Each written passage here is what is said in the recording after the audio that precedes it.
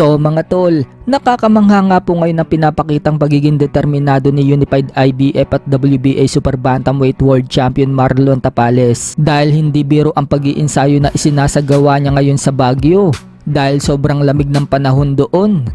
Alam naman natin mga tol kung bakit sa Baguio ang napili nila na mag-insayo. Para masanay ang katawan ni Tapales sa lamig dahil ang pupuntahan niyang laban sa December 26 sa bansang Japan kontra kay Japanese Monster Unified Super Bantamweight World Champion na Oya Inoue ay malamig din ang panahon.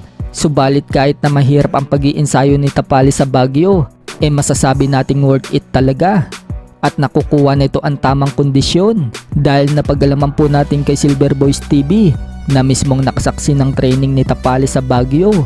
Talagang na-impress daw siya kay Tapales. Sa pagtakbo pa lang daw ni Tapales, talagang matindi na.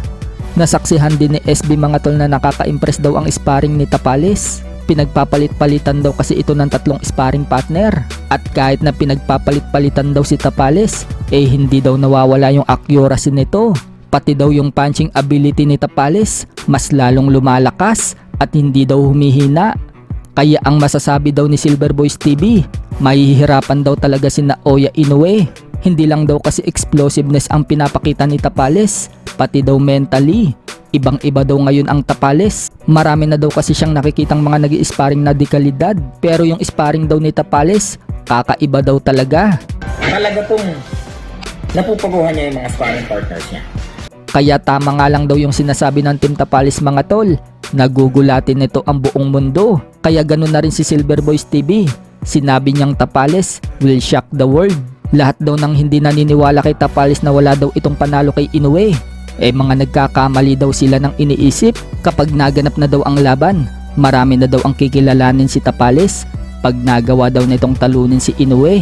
Samantala, buo nga din po ang loob ng coach ni Tapales na si Ernel Pontanilla na mangingibabaw ang lakas ni Tapales.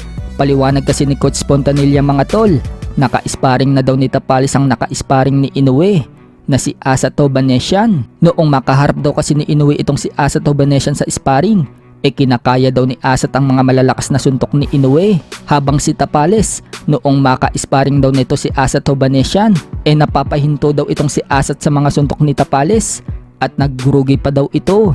Yun daw ang isa sa nakikita ni coach na advantage nila. Ibig sabihin, mas malakas pala ang suntok ni Tapales kay Inoue dahil grugi itong si Hobanesian kay Tapales, pero pagdating kay Inoue, baliwala lang kay Asat ang mga suntok ng Hapon. Sa kabilang banda naman mga tol, bukas na nga po ang bakbakan sa pagitan ni David Benavides versus Dimitrios Andrade. Sa kakatapos nga lang po ng weigh-in nila mga tol, tumimbang si Dimitrios Andrade ng 167.6 pounds habang tumimbang naman itong si David Benavides ng 167 pounds.